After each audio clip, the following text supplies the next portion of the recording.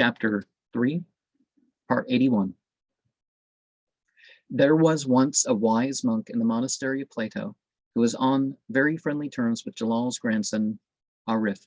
He was very aged and used to be visited by the dervishes of his neighborhood, to whom he was very polite, and towards whom he exhibited great confidence, so much so that one day some of them inquired of him how he had found Jalal, and what he had thought of him. The monk replied to them, "What do you know of him as to who or what he was? I have seen signs and miracles without number worked by him. I became his devoted servant.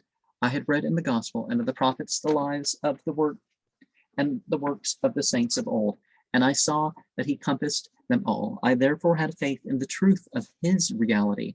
One day he came here, conferring on me the honor of a visit. For 40 days he shut himself up in ecstatic seclusion, when at length he came forth from his privacy.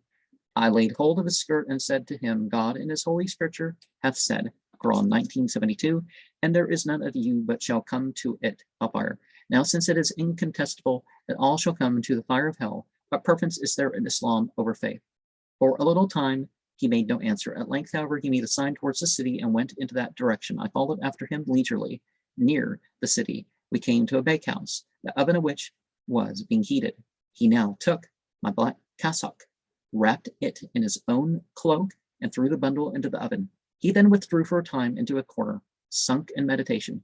I saw great smoke come out of the oven, such that no one had power of utterance. After that he said to me, Behold, the baker withdrew the bundle from the oven and assisted the saint to put on his cloak, which had become exquisitely clean, whereas my cassock was, as it were, branded and scorched, so as to fall in pieces. He then said, Thus shall we enter therein, and thus shall you enter.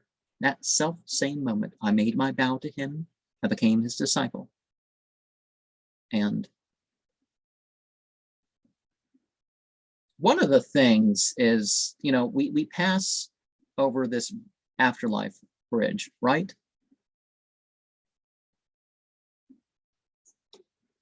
And it doesn't mean we're punished in the hell, but we pass over it.